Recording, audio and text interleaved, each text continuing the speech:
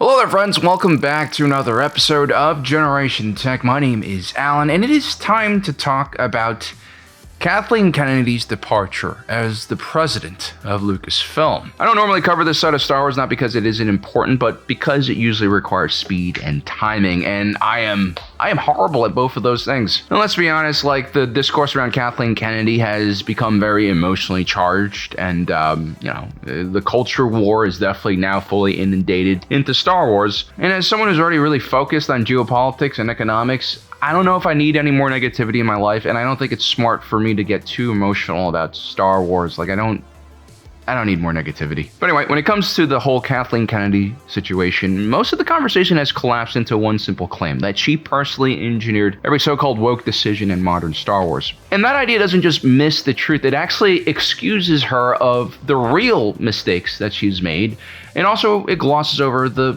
real successes that she's behind. And maybe people don't care about that. Maybe they just want someone to be angry at, and I guess she definitely gets paid enough where I don't necessarily feel bad for her. But for everyone who really actually wants to understand Kathleen Kennedy's legacy and effect on Star Wars, and more importantly, what happens once she leaves, well, that's what we're going to talk about today. To understand Kathleen Kennedy, we need to understand the story of the purchase of Lucasfilm by Disney. This was always an inevitable thing, as inevitable as, Warner Brothers being sold to Netflix or Paramount. This is a story of corporate consolidation and deregulation, more than it is about George Lucas selling out to the evil mouse empire. And to understand the story of corporate consolidation, we have to go back all the way to the 1970s. In the 1970s, America's post-World War II economic engine was starting to grind to a halt. Productivity was slowing, oil shocks rattled the system, wages stagnated, inflation was in double-digit territory. The old model, where growth comes from just producing things and selling them to the expanding middle class, was no longer working. Reform came in the form of Ronald Reagan, an actor and political novice with some real powerful and brilliant economic minds backing him. And they had this strategy to make America great again through deregulation and also making American corporations more efficient. America started shifting low-margin industries like heavy manufacturing overseas to lower-cost areas of the world where labor is cheap, while maintaining the higher-margin activities like product design in the United States. We also see a trend of deregulation starting to happen during this period of time. This led to record profits from corporations, and instead of creating a robust competitive environment, the opposite started happening. Companies that took advantage of overseas cheap labor and lack of regulation started acquiring competitors. Entire industries started consolidating at a rapid rate. Now, concerning Star Wars, under President Bill Clinton, a Democrat, the Telecommunication Act of 1996 directed the FCC to relax long-standing ownership caps that limited how many TV stations, radio stations, and newspapers a single company could own. Media companies soon discovered that scale and not competition or the quality of your content was the new path to survival, and local mid-sized voices were slowly squeezed out. It's in this environment that we find George Lucas at the head of Lucasfilm. It's the 2010s, the man was approaching 70 years of age, and he had put all of his energy and a lot of his own money into making the prequel trilogy. It was a tiring experience, and I think he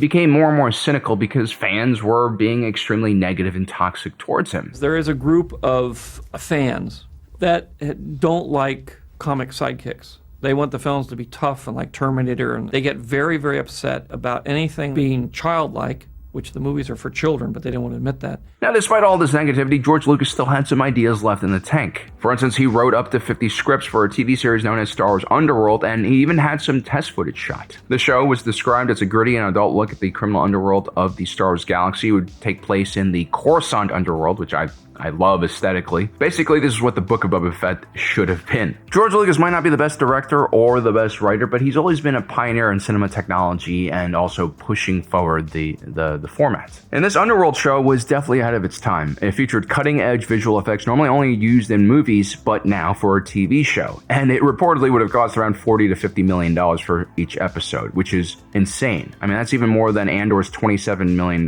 per episode budget, and we haven't even adjusted for inflation. At the time, most broadcast shows cost like $2 to $4 million, and even premium, cable shows like Entourage or Sex and the City from HBO was like maybe double of that.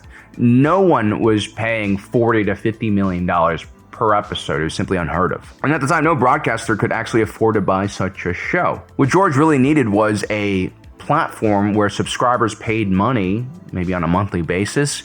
Maybe you could call it a streaming platform, but it just didn't exist back then. Once again, George Lucas was ahead of his time. He understood that audiences wanted cinema-quality TV shows, which just wasn't a thing back then. Now, if George Lucas was like 20 years younger, he might have had the energy to actually see the show through, and I think it would have been glorious. But ultimately, things didn't work out. And that's because Lucasfilm was a lot smaller than most people realized. It had some of the best IPs in the world, but it only had an annual revenue of $300 to $500 million. Disney, on the other hand, generated around $42 billion and had hundreds of times more employees as well. These two companies were not the same thing. And so we come back to the problem of the consolidation of the media, right? Smaller, more creative, auteur-driven studios like Lucasfilm just don't have the ability to take on the same financial risk and debt for mega projects like Disney. Again, the only reason why the prequels were made was because George Lucas, personally funded a portion of that $340 million budget that was slated for those three movies, which is insane. I think we Star Wars fans actually owe him a great debt of gratitude for this brave and unusual decision in an increasingly cowardly and financially driven industry. And so, yeah, maybe George Lucas did sell out to Disney, but he had every right to sell his own IP. I mean, he put a lot of work in. And again, if we take a look at how fans had harassed him and his actors, and look what happened to Jake Lloyd, Hayden Christensen, and Ahmed Best, I understand why he was just sick and tired of it all. And as a content creator, I know I'm not supposed to criticize the fandom, but we dropped the ball on that one. I mean, that was not a good look for all of us. Now, Disney, on the other hand, was a completely different entity. This was a company with 100 years of history. With so much bloat and bureaucracy, it represents the government of a small nation more than it does a private media company. When you have a company this large with so many mouths to feed, creativity exists downstream of financial stability. You simply have too many mouths to feed to kind of do crazy things. Actually, Disney now relies more on revenues from their parks and cruise ships than they do from their content and streaming. In the modern age, the content is actually a funnel into their other services. That's why before Bob Iger came back, they put Bob Chapek in charge, and he comes from the parks side of the business, and he had very little experience in content. And he was also in charge of Disney at the height of the streaming wars for some reason. That's probably one of the reasons why we had so many Star Wars shows that were just low quality. And so when Disney buys Lucasfilm, it's not because they're huge Star Wars fans. It's more about the IP's ability to generate consistent income. This is a decision not made by creatives or directors. It's a decision made by shareholders and, boardroom executives. And this is where Kathleen Kennedy comes into the picture. She's not just some random hire shoved into the role by Disney. She's actually seen as the safe choice from Disney's perspective, because what they fear from buying Star Wars is not fan backlash, but chaos in production. And both happened anyway. So Kathleen Kennedy started out her career in the early 80s as Steven Spielberg's personal secretary, reportedly because of her excellent organizational abilities. That's actually something we hear time and time again about Kathleen Kennedy. She is terrific at managing things. She's definitely not involved in the creative process that much.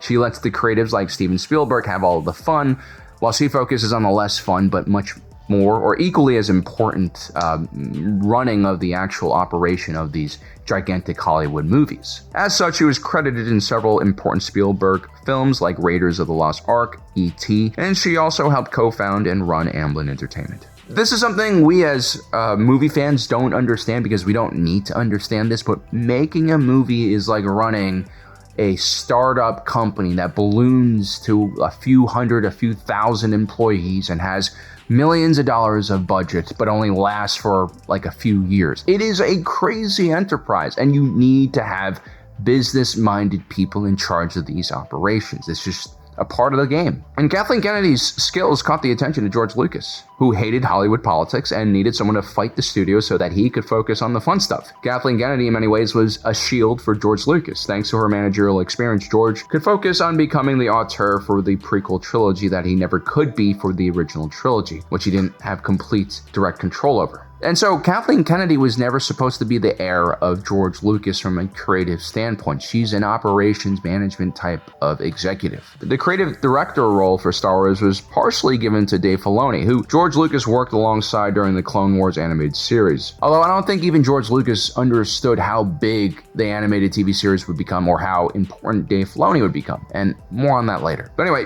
George Lucas chooses Kathleen Kennedy as his successor because he's worried about Disney hollowing out the content. content. I mean, look at his face here. He doesn't look happy about this situation. And so George Lucas trusted Kathleen, and he also knew that she was tough and knew how to shield Lucasfilm from Disney's worst tendencies. George Lucas believed that Lucasfilm could maintain its independence and that Disney would treat the IP with a lot of care and attention, just like how they did with Pixar. But what George Lucas failed to understand, or maybe he did understand but had no answer to this problem, was that without him, without the auteur piloting Star Wars, all Lucasfilm had was a shield, a loyal corporate executive in Kathleen Kennedy, who was now flying without her other half, her more important half. And as far as creative vision was concerned, we have Dave Filoni. And look, I'm way too hard on Dave almost all the time. He really seems like a lovely person. He seems like someone who really respects Star Wars, and he seems like a super fan. He's like one of us.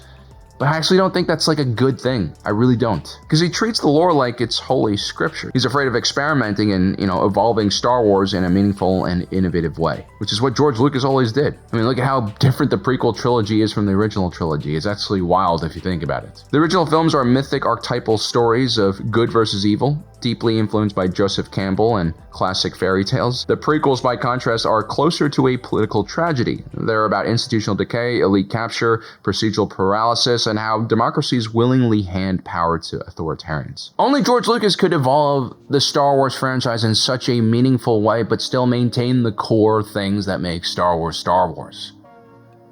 And now we're missing that. And as a result, the Disney era of Star Wars feels off. Instead of having one auteur that is directing everything, we have a bunch of individual creators who are like kind of connected by Kathleen Kennedy, Dave Filoni, and the other executives at Lucasfilm, but things are kind of disjointed. The biggest criticism we should have about Kathleen Kennedy, especially during the sequels, is that there was no script or larger plan for the trilogy. I mean, it's kind of alarming that you would start filming a trilogy that cost so much money without actually outlining at least the basic story elements for it. And again, this is an example of the void left behind by George Lucas. He was not a normal person to work with, and Kathleen Kennedy and Filoni never had to make these type of decisions when he was around. And so when he left, they didn't really know how to handle this. And that is why Star Wars today feels directionless, aimless, and without a clear future. We have successes like The Mandalorian, like Rogue One and Andor, and these can be directly credited towards Kathleen Kennedy selecting the right people and the right creators. But if we take a close look at all of these projects, whenever a project lacks a strong director,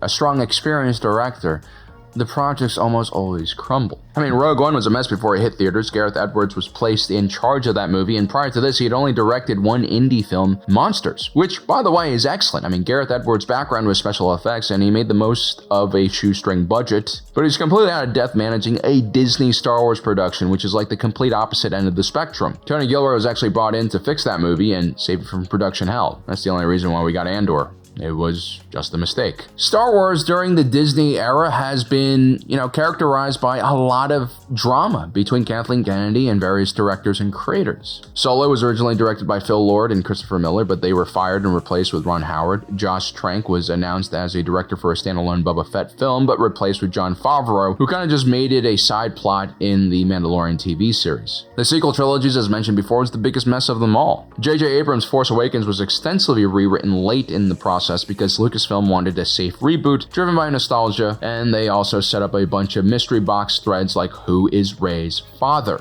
That was actually one of my first viral videos on this channel, and we drove a lot of attention and interest into the sequel series because everyone wanted to know what happens next. But Force Awakens was essentially just a remake of A New Hope. And after hearing that criticism, what did Lucasfilm do? Well, they gave Rian Johnson complete creative control over The Last Jedi, which radically subverted prior setups and altered character behavior. So Star Wars goes from completely tight control in Force Awakens to near total freedom with no coordination, and by the time Rise of Skywalker is in production, we have to somehow finish a story that is already super disconnected from one another. And also, Colin Trevorrow gets removed along with his script, and we bring back J.J. Abrams to finish the story that he started, and somehow Palpatine returns because Rian Johnson killed the big bad that was being built up in the first movie, Snoke. This is the most accurate criticism against Kathleen Kennedy. I mean, production has just been chaotic under her reign. Now, you might have noticed that I've skipped most of the discourse over the woke and anti-woke culture wars in Star Wars. It's not that it isn't important. I just think most people grossly overestimate its importance. If you want to tell a story about the LGBT community, or talk about what is considered like woke, right, ideology into the stories, I think most Star Wars fans the majority of them have always been open to new ideas, especially if they are executed well and fit naturally into these stories. When something feels performative or committee designed, people reject it not because of what it includes, but because of how it's made. And that really is the core issue. It's easy to look for simple black and white explanations when something we love starts to disappoint us. It's easy to turn one person into a symbol, and in that sense, Kathleen Kennedy became the focal point for every frustration people had with Star Wars under Disney. And maybe that's part of what comes with the job. She is the president. The reality is Kathleen Kennedy was really never supposed to be in charge of the day-to-day creative decisions of all of these movies and films. She's a manager, someone who knows how to produce extremely complex movies and manage the egos of creatives. She does not see herself as a storyteller. She doesn't impose a personal artistic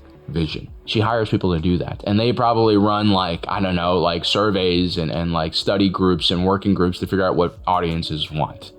I think all of the failures of Disney Star Wars are not driven by culture warriors as much as it is driven by corporate research that lacks substance. But the deeper truth is that once George Lucas stepped away, there was never going to be a clean replacement. Star Wars lost its singular myth keeper, and nothing since has fully filled that void. Putting Dave Filoni in charge of the creative direction with Lin-Win Brennan overseeing the business side might stabilize things, or it might just be another structural adjustment in an industry that is rapidly changing and could potentially swallow up Star Wars, along with many other IPs. Because the uncomfortable reality is that large, expensive, centralized media productions are under pressure everywhere. Warner Brothers has to be sold, and if the Ellisons decided to continue raising their bid, they're going to overpay for it, just like AT&T overpaid for Warner Brothers, which is how I, came to own Warner Brothers shares in the first place, and why I've been focused on it recently. The truth is social media and platforms like YouTube operate on a radically cheaper cost structure. You have faster feedback loops and entirely different incentives. And I am a part of that system too. I come from traditional media and I know better than most, and I've lived the decline of traditional media, large productions. I've seen what happens when people invest heavily into creating TV content for YouTube. It almost always fails. And that's because things are changing rapidly. The next generation isn't going to grow up on just Star Wars or Harry Potter. They're also going to be growing up on streamers, on Minecraft, on things that don't look like the franchises we grew up with. And that's not a value judgment. Things are just changing. And, maybe we're just getting old. Some legacy franchises will survive. Star Wars might be one of them. Old formats don't disappear overnight, but what does disappear is content that can't justify its cost, its complexity, or its cultural relevance. And so that, more than any culture war argument, is the real challenge that Star Wars faces. And Kathleen Kennedy, you tried your best, but let's be honest, I think you were doomed to begin with. Or more importantly, we needed a scapegoat, we needed a villain. And because you were at the top of the hierarchy, you must accept the blame. All right. I hope you guys enjoyed today's video. Don't forget to subscribe, hit that notification button down below so you don't miss out on the rest of our awesome content. As usual, my name is Alan, reminding you that my allegiance is to the Republic, to democracy. I'll see you next time.